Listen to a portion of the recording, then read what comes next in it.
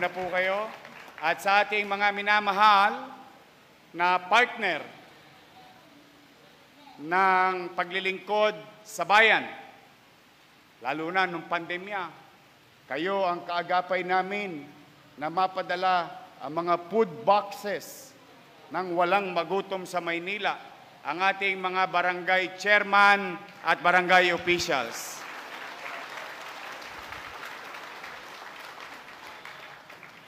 At sa mga hindi ko po nabati pa, binabati ko po kayo. Madami po. But today, I'm really happy at salamat sa Diyos. Welcome to Manila Zoo.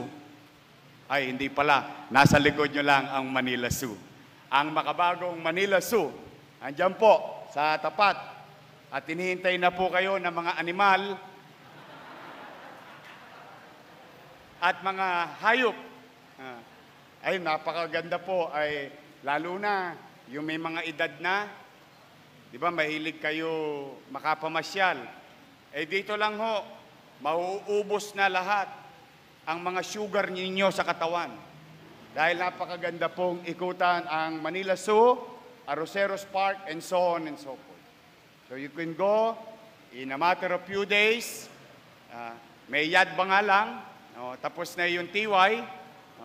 Kasi natutuwa ko na achieve namin ni Vice Mayor Hani Lacuna at ng mga kusihal na aking pinakiusapan na nung binuksan namin yung Manila Zoo, ang sabi ko, ibigay muna natin ng libre para magkaroon tayo ng what we call word of mouth marketing. And I think we have achieved it enough, and it's high time na pakinabangan ng mga taga-lungsod ng Maynila naman ang income. And I'm going to share it to you para magka-idea kayo. Kasi nung nakaraang eleksyon, maraming mema. May masabi lang. Kaya pati yung mga senior citizen ko, kawawa naman pati yung kanilang allowance na delay. Dahil sa mga bulok na politiko na hindi naman nakita nung pandemya. Ni Silip, ni Hanyo. But then again, thanks to you. Thanks to you because nakinig kayo sa akin na ang karapat-dapat na maging mayor ng Maynila ay si Hani Lacuna.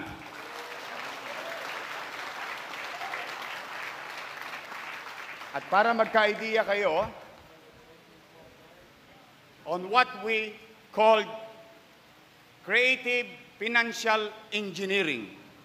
As you all know, I assumed the office with a bankrupt government.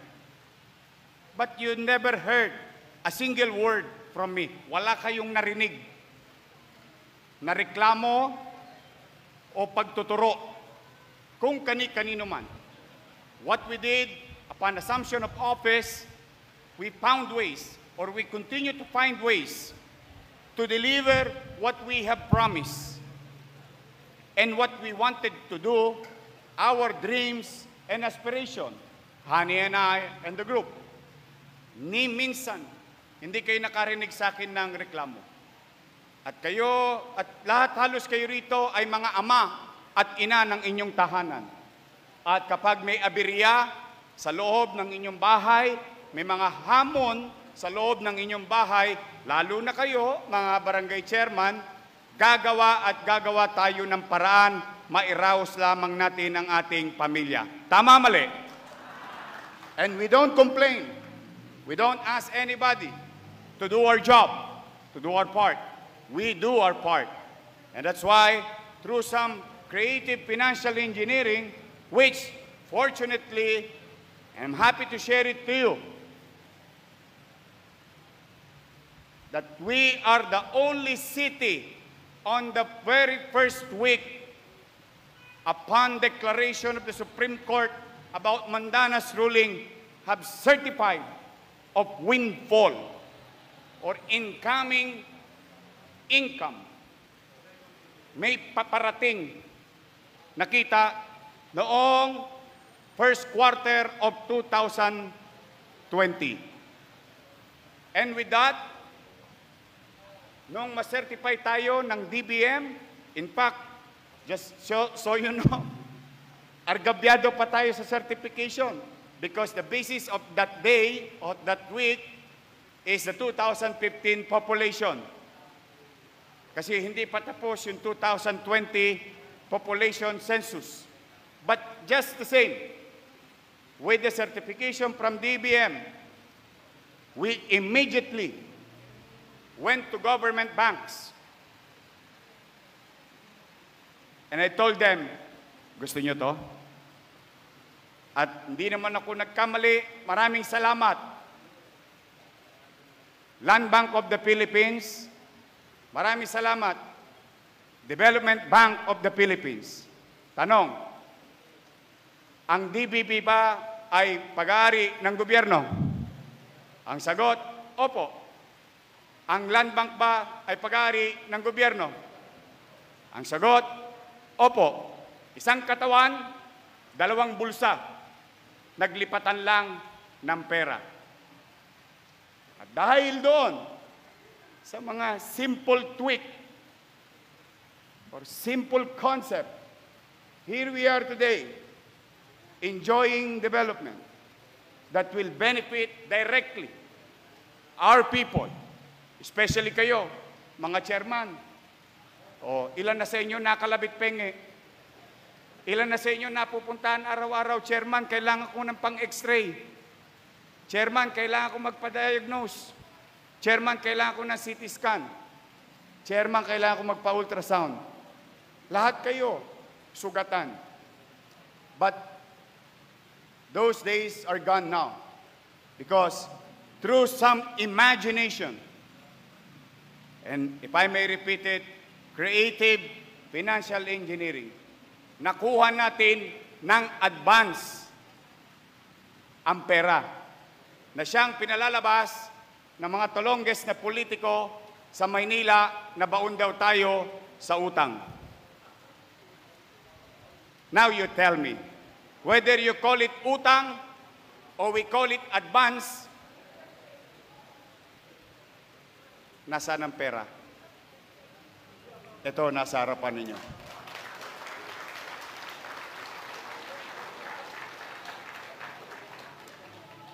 Tanong, nagtaas ba tayo ng buwis? Nagbaba pa tayo? Nag-amnestiya pa tayo?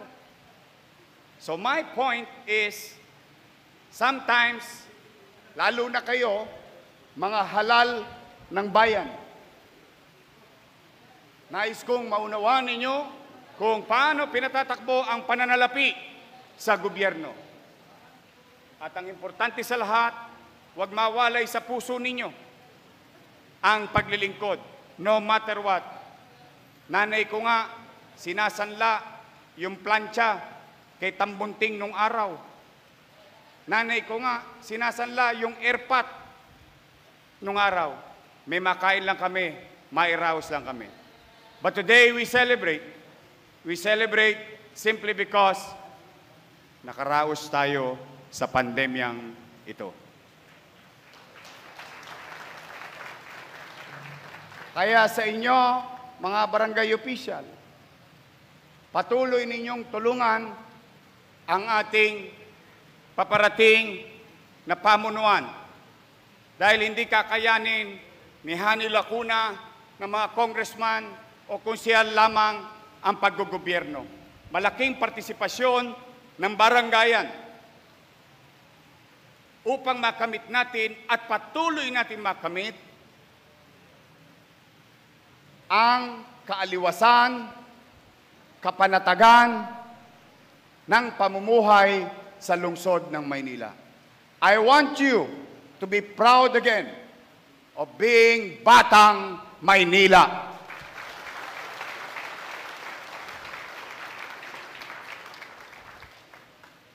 Kaya po, mga kababayan, come 3 years from now, in a good weather, we will earn a few billions because of that space. 5 years from now, we will gain back what we have spent, every single cent, in that space. After that, chiching-chiching na, para ng cash register ang Manila Zoo, na siyang magbibigay ng kagaangan sa inyo. Bakit? Dahil nung nangangailangan tayo ng pera, hindi namin inisip na pabigatin pa ang buhay ninyo at ang pinakamadaling gawin ng politiko ay magtaas ng buwis dahil yun ang madali na solusyon. Ngunit yun ay pabigat sa tao. Pero darating ang mga taon, hindi kailangan magbuwis o magdagdag ng buwis sa lungsod ng Maynila sapagkat ang mga naitatag na mga gusali, pagawaing bayan ay mga bagay na tumutugon sa suliranin ng ating mamamayan at the same time, income-generating facility. In fact, mga taga 5th District, sa Lunes, mga taga 5th District, malamang dadayuin na naman kayo ng District 1, 2, 3, 4 at 6 dahil bubuksan na natin ang bagong renovated na San Andres Sports Complex. Then you will see how we build things. And today, you're going to witness again on how we build it in Manila. We always wanted the best for you because you deserve better things from your government. Today, we are going to inaugurate so that the administration will transfer here in the new building so that in the coming months, naturally, all our patients and doctors will transfer in the new building. At huwag kayong mag-alala. As we have promised, Hani and I, kung paano maging masinop, mainam at epesyente ang pamahalang lungsod nyo. Yung lumang building will be the center of education with regard to the health sector. Yan po ay magiging pamantasan lungsod ng Maynila College of Medicine.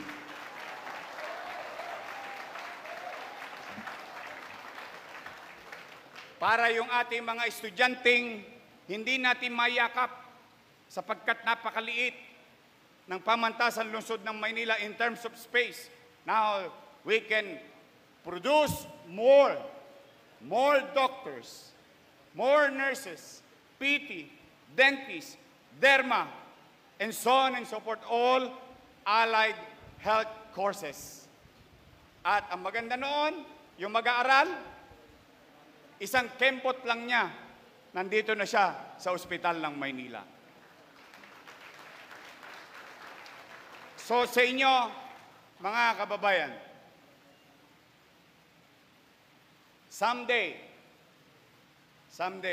I hope not, but it is inevitable, magagamit nyo to. In fact, pag-uwi ninyo mamaya sa inyong mga pamilya, pag-uwi ninyo mamaya sa inyong mga barabarangay, darating ang araw, pakiusap ko sa inyo, lalo na yung mga naipon yung konti, itinatabi ninyo pag merong aberya. At madalas magamit natin yon kapag tayo nagkakaroon ng sakit, lalo't emergency. Tama, mali? Bumalik kayo sa pamilya ninyo, sabihin ninyo, anak, wag mo na akong dadalhin sa St. Luke's. Anak, wag mo na akong dadalhin sa Makati Med. Anak, wag mo akong dadalhin sa pribadong ospital. Dalhin mo ko sa bagong ospital ng Maynila. Because what you're going to receive in terms of services and diagnostic facilities, if we are not at par with St. Luke's or Makati Med, we will try to achieve through the leadership of Mayor Hani Lacuna, above from them. So lahat ng mga mamahaling gamit, mga pasilidad, saan ka nakakita? Dito ka na ospital, namimili ka pa ng view. Manila Zoo View o Manila Bay View.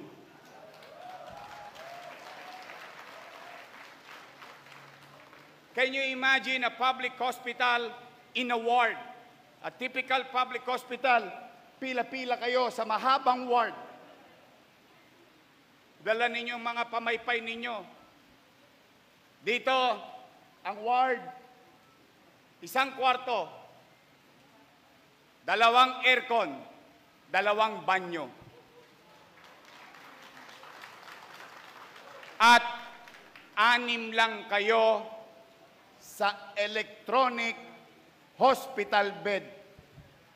Hindi nyo na kailangan magpawis steering. Pipindot ka lang sa gedli. Pwede mong itaas ang paa mo o ang ulo mo.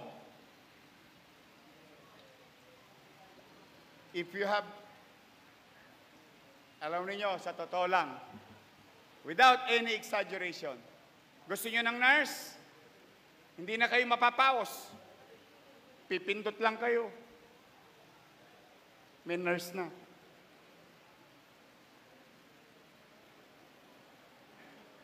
Gusto niyo ng oxygen? Embedded, pipe-in oxygen. Ang oxygen nyo dito, 1-2. 1-2 sawa. Wala nang mamamatay na kuko ng nurse dahil sa oxygen tank.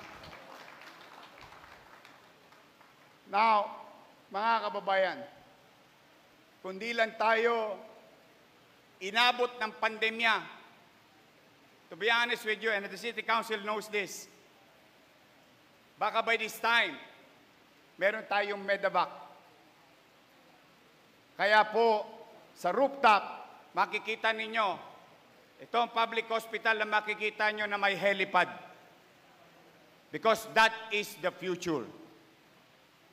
Especially, if we can save or achieve what they called in science, the golden or yung importanteng minuto ng buhay ng tao. Maligtas lamang. Ngayon, kung kayo may mga kaanak, yun sana ang pangarap natin. Ayan pala. Oh.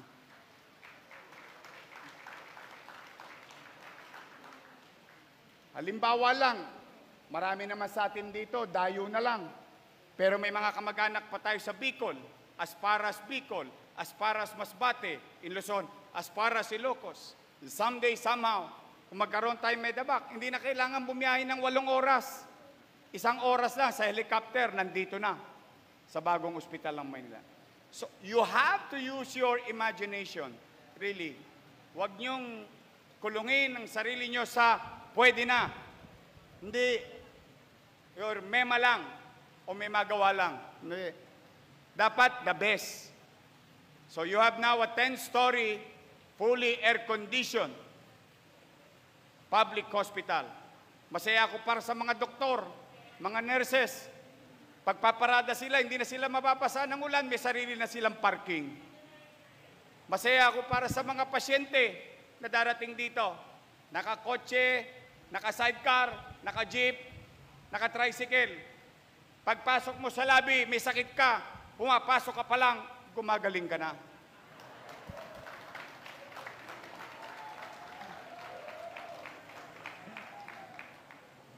And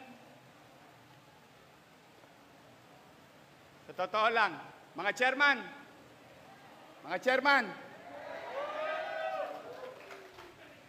sa itaas, may kwarto para sa inyo.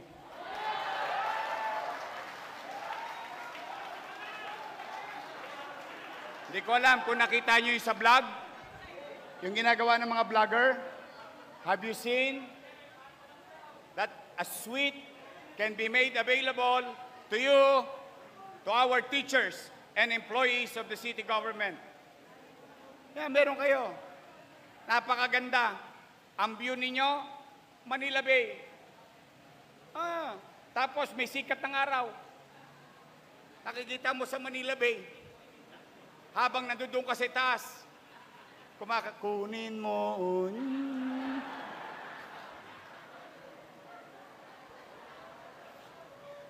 Hindi, totoo. Mahal na mahal ko kayo. Totoo.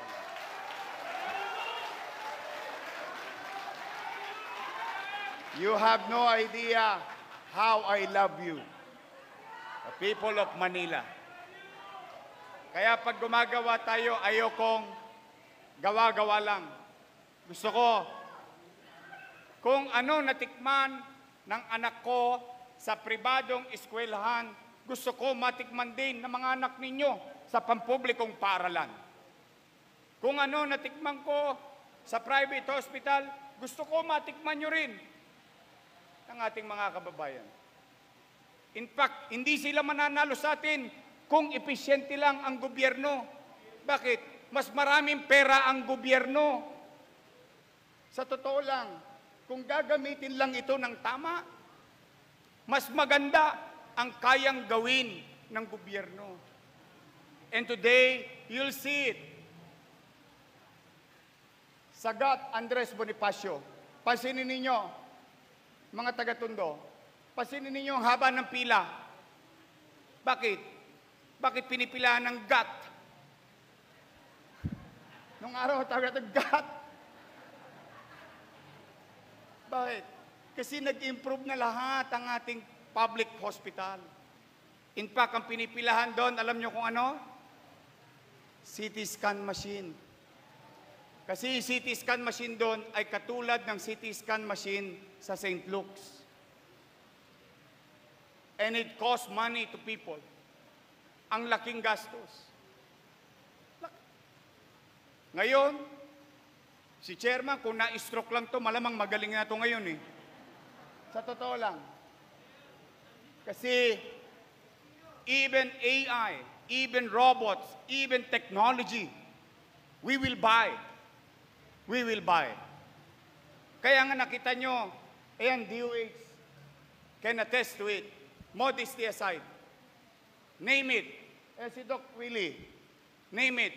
Pag sinabi ng World Health Organization na yung gamot na ito makakatulong sa COVID patient para mabuhay, meron ng Maynila kagad.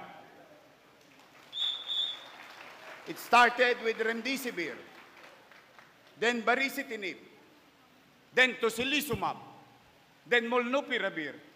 O ngayon, may bago pa tayo, Bexavid. You have a COVID hospital. Muntik pang tanggalin kasi magpapa-concert daw. Can you imagine? But we argue. We objected, and I wanted to put it on record. I will continue to object. Why? Meron pang pandemya. Meron pang pandemya. Oh, hindi ako nagkamali. Alam nyo, may bago na akong karir. Lahat ng hinulaan ko nangyari. Sabi ko sa iyo, tataas ang gas, ayaw nyo makinig sa akin. Oh. Sabi ko, andyan pa ang COVID. We see data. We see projection. We assess diligently. And I said, we are not still off the hook. Abay, akalain mo. O ngayon, noong nakaraang linggo, 5 lang ang laman ng COVID hospital. Alam nyo ilan na ngayon? Noong isang araw, 118. See? Ito maganda. Tama yung sinabi ni Doktora. Hindi namin pinagdamot. 81 na nandoon, OFW. Ilan ang taga Maynila? 5. So, ibig sabihin, mga kababayan, kayang gawin ng gobyerno ng maayos ang trabaho niya. Magagamit panandalian, pansamantalahan, o panghabang buhay na kapakinabangan ng tao. Now, I'm really proud to our 800 plus employees of Ospital ng Maynila. I'm happy for them. Hindi na sila papawisan. Magiging maliwalas ang kanilang workplace. Maging mas epesyente. Magaling na yung doktor, may gamot pa, at may diagnostic equipment. Sigurado, hindi man namin kayo magarantihan ng buhay, but at least, pag kayo pumasok dito, mapapataas namin ang probabilidad na kayo ay gumaling o maging ligtas sa buhay. Yan ang alay namin sa inyo, mga batang Maynila. At pag-uwi ninyo, sabihin ninyo, ang bagong ospital ng Maynila, we are hiring. We continue and we will continue to hire doctors, nurses, midwife. Dito po, pag nakita nyo mamaya, sa second floor ba yung Nico? Second floor, no? Third floor. Pag nakita nyo mamaya, para talaga kayo yung anak ninyo, yung jowa mo, ng anak, gusto makita yung baby mo, ako, you should see later on. You should go around. Today is your day. Mag-ikot kayo. Hanggang doon sa tamang-tama sa taas mamaya. Masarap magpa-picture sa Manila Bay. Kitang-kita. You go around. What we have. Ito po, major equipment lamang. Phototherapy machine. At, naku mga kusihal, wala na magsusulisit ng incubator. Di ba naalala mo nung kusihal tayo? Nagsusulisit sa atin yung pasyente kasi kailangan mag-rent ng incubator. Yung sanggol o yung bagong panganak na sanggol. Infant warmer. Ito pala tawag doon nung nakita ko nung isang araw. C-arm. Electronic or electric hospital bed. OR tables, anesthesia machine, digital mammogram, portable x-ray, cath lab, bronchoscopy. Okay ba yun, doktora? Tama ba yun, doktora? Doktora Irma.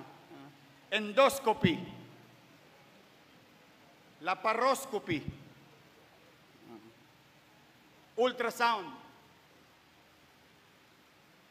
4D, 4D ultrasound.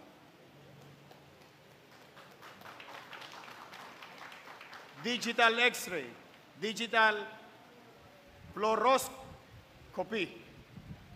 Pasensya nyo na ako, puro medical terms to. 256 slice CT scan machine.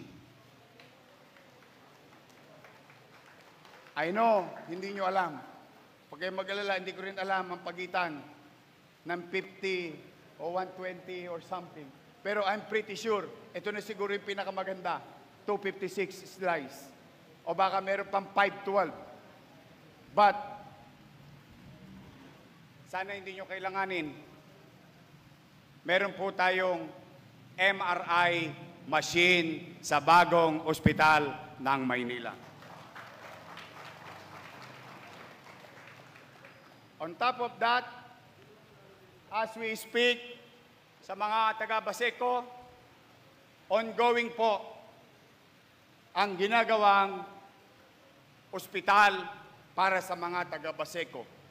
Sa sarili nilang komunidad, may sarili na silang bagong ospital. Come September and October, matatapos na rin ang ospital doon. So, mga kababayan, mga barangay official,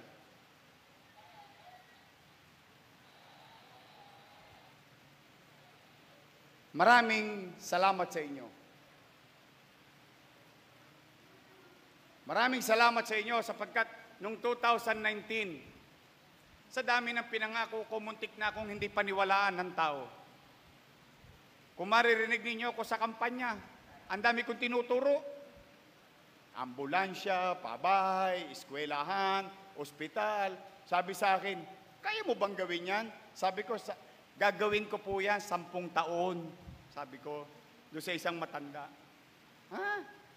Opo, kailangan po ang gobyerno pinaplano ng mahaba. Kailangan may direksyon. Oh. Salamat naman. Kahit na mataas ang pangarap ko para sa inyo, at muntik nang hindi ka paniwala sa sobrang taas ng pangarap, binigyan ninyo akong pagkakataon na kayo ay pamahalaan, pamunuan, o o maging ama ng lungsod. And at least, ito ako sa harapan ninyo ngayon. Saman tayo magpangita, Iskinita Boulevard Highway. At least, kami ni Hani Lacuna at ang aming mga kasama, matangos ang ilong naming makatitingin sa inyo na yung pinangarap natin na mangyari sa 10 taon, lahat nangyari sa 3 taon ng buhay natin.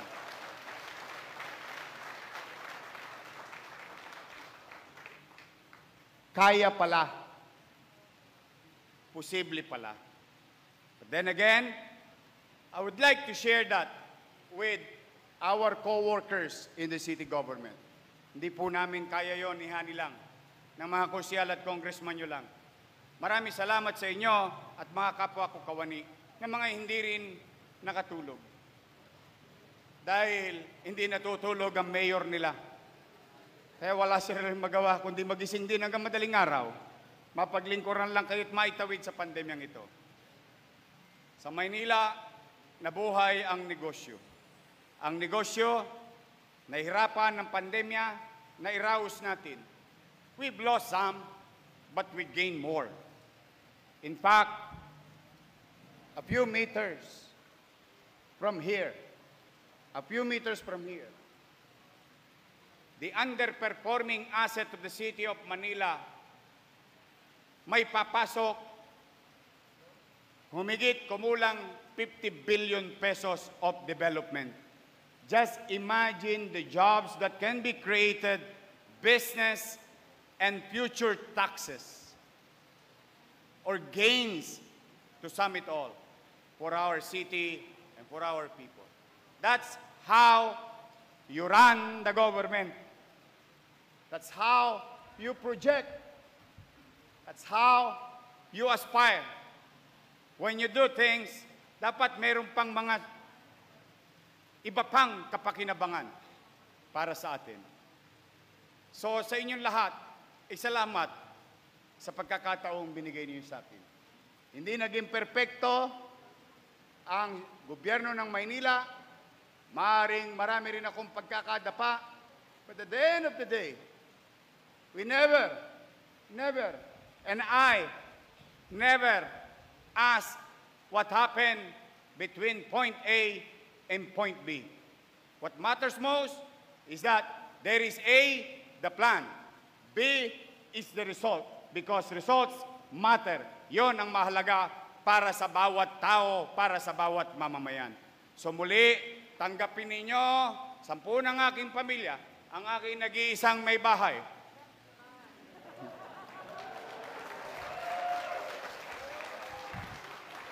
Naalala ko tuloy si Boss Danny. Sabi niya, ang aking nag-iisang may bahay si Inday. Sabi niya, kasi yung iba naka-apartment. Pero ito, nag-iisang may bahay ko. Ay, sinasama ko siya ngayon, mga nangyayari ngayon sa Maynila, kasi gusto ko ipakita sa kanya yung aking kakulangan sa kanila na oras at panahon. Dahil ginugol ko ang oras ko at panahon ko sa inyo. Gusto ko makita niya na lahat ng pinagdamot sa kanya at sa aking mga anak ay siya namang pinakikinabangan ng bawat batang Maynila.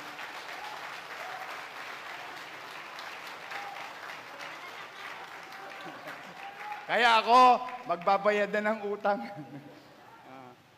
But, you know, I do believe, whatever we have started, Hani can do it. And for the record, whatever we did, every single step, every details of it, Hani was there. She was part of it. Kaya, buti na lang, pinagpahinga nyo na ang mga trapo sa Maynila.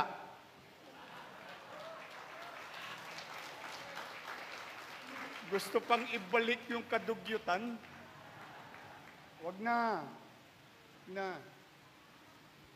You deserve better things. You always deserve better things. Mag-demand kayo sa gobyerno. You should demand. Because yun ang pampagising sa mga halal ng bayang katulad namin kapag kayo'y nagde-demand. You have that right to demand. Huwag niyong kayong mahiya. But then again, papanatag ako na kayang tumakbo at marami pang may masisilungang pamilya na mga bahay na gagawin, mga bagong eskwelahan, mga taga 6th District, tatama na kayo. May binitawan na si Ate Hani. Noong kami nagbubukas ng mga bagong laboratory sa eskwelahan nung isang araw, P6 laboratory, chemistry laboratory, biology laboratory in our public education system. Kaya lahat yan, mga senior, wag na kayong kabahan. Wala na yung umawat. Wala na yung gulo. Tuloy-tuloy lang yan kay Hani Lacuna at Yul Servo. So, today, go around. This is the first, and I hope your last. Kasi, hindi ko masabi kung sino magkakasakit, di ba? But this is the first. I just want you to go around. Darating na mga equipment natin in the coming months. You'll see some equipment, you'll see some... You go around. Because it is your money. Pera nyo to. Pera to ng taxpayers. Pera nyo to. Binayad nyo tong buwis. You go around there. Yung dati, yung likod. Nakita yung likod? Healing Park. Diyos ko talaga. Buruboy. Tatotoo lang.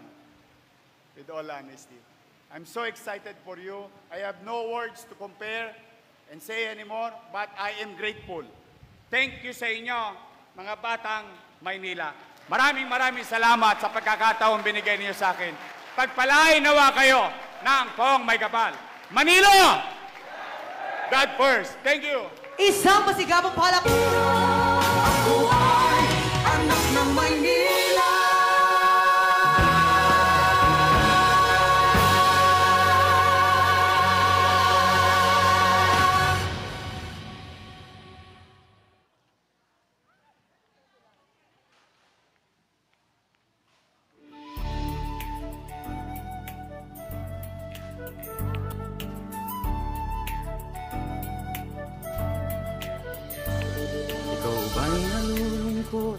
Naiinip na babago. Ikaw ba'y napapagod? Araw-gabi puro kayo. Buhay mo ba'y walang saysay, walang sigla, walang kulay? Bawat araw ba'y pareho, parang walang pagbabago? Tara na, biyahe tayo, kasama ang pamilya, barkada at buong grupo, para mag-enjoy ng todo. Halika, biyahe tayo, nang ating makita ang ganda ng Pilipinas, ang galing ng Pilipino.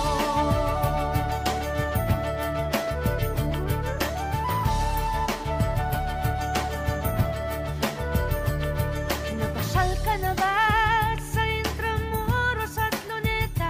Palawan, Bigan at Batanes, Subic, Baguio at Rice Terraces. Namasdan mo na ba ang mga binta ng Zamboanga, Bulkang Tal, Bulkang Mayon, Beach ng Boracay at La Union?